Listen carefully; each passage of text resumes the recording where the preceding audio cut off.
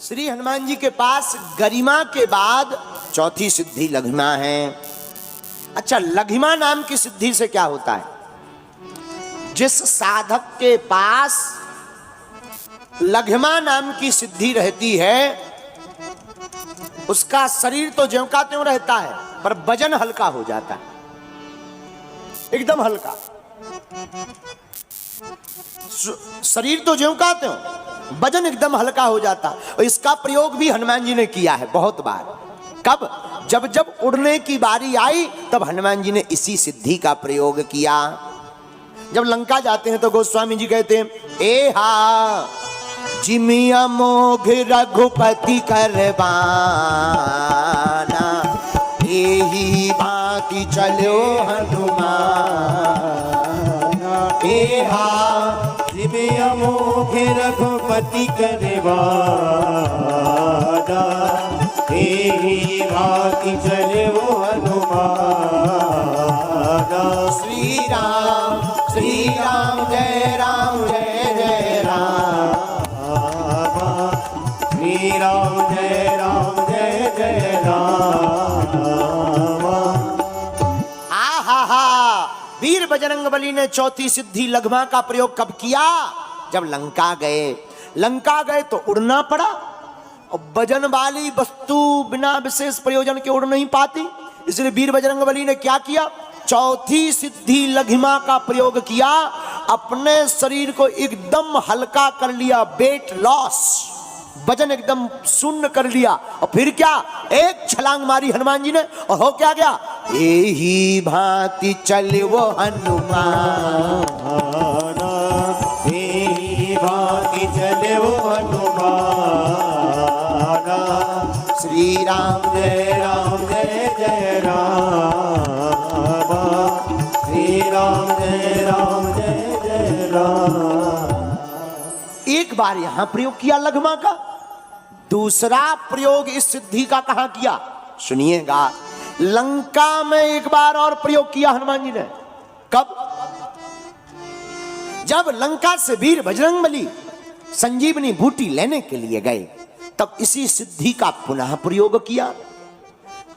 राम चरण sir seize और राखी, राम चरण सर सीज और राखी, चले वो प्रभंजन सुत बल भाखी, चले वो प्रभंजन सर भाखी।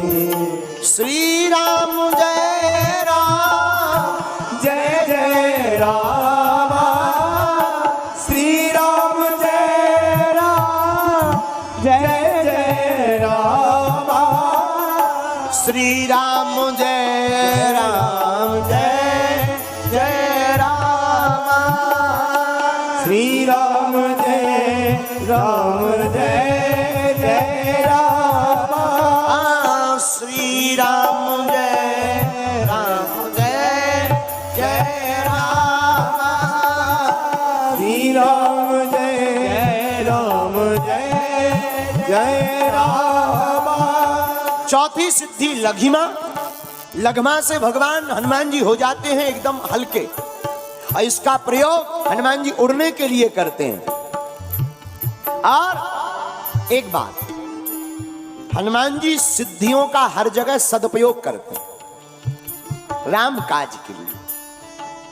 हर कार राम जी से जोड़ देते हैं। यही सिद्धि पाने वाले की कला होनी चाहिए। अगर सिद्धि को टिकाऊ रखना चाहते हो, अपनी कला को टिकाऊ रखना चाहते हो, तो एक काम करो, अपनी सिद्धि को सदुपयोग में राष्ट्र के काज में लगा देना चाहिए। अपने कला को, कृपा को, सिद्धि को, बल को, पद को अगर तुम राष्ट्र काज में लगा दोगे तो वह सिद्धि, वो कला और वो पद और वो बल हमेशा टिका रहेगा, और तुम्हारे नाम की, हनुमान जी के नाम की जय जयकार होती रहेगी। ये सीख है। हमारे पूज्य गुरुदेव श्री सन्यासी बाबा, हमने उनसे एक बार ऐसे ही मन पूछा कि आप तो सर्वज्ञ हो, सब कुछ जानते हो, फिर आपने ये दरबार लगाने की आज्ञा इस दास को क्यों दी? बिल्कुल अपने अंदर की बात हम आपको बता रहे। हमने कहा कि आपने दरबार लगाने की आज्ञा क्यों दी? पूज्य गुरुदेव श्री सन्यासी बाबा बोले, बालक, हमारे पास जो हनुमान जी की सिद्धि है, हम उसका सदुपयोग इस राष्ट्र हित के लिए करवाना चाहते हैं। तब हमें समझ में आया कि हमारे पूज्य गुरुदेव इस हनुमान जी की कृपा को जगह जगह जाकर इसीलिए दरबार के माध्यम से बांटते हैं, ताकि यह सिद्धि का सदुपयोग भी हो जावे और राष्ट्र का कल्याण भी हो जावे, और इसी सिद्धि के प्रभाव से भारत हिंदू राष्ट्र भी घोषित हो जावे। देखो, हमारी कथा और हमारे पूज्य सन्यासी बाबा का जो प्रताप है, हमारा मानना है हमारे सदगुरुदेव भगवान तो दिन रात राष्ट्र हित की चिंता में ही लगे रहते हैं। अभी हम इस कथा के पहले वहां गए थे, बिहार, पटना। पटना गए, धन्य है सन्यासी बाबा, प्रार्थना की आप कृपा करना, ऐसी गदर मचाई वीर बजरंग बली ने। जय जय, जहां देखो तहां हनुमान जी के ही चेला नजर आए, सर्वत्र बागेश्वर हनुमान जी की भीड़ नजर आई। प्रत्यक्षम किम प्रमाणम, ये प्रत्यक्ष है कि मानो श्री सन्यासी बाबा और वीर बजरंग बली भारत को हिंदू राष्ट्र बनाने के लिए ही दरबार लगवा रहे हैं।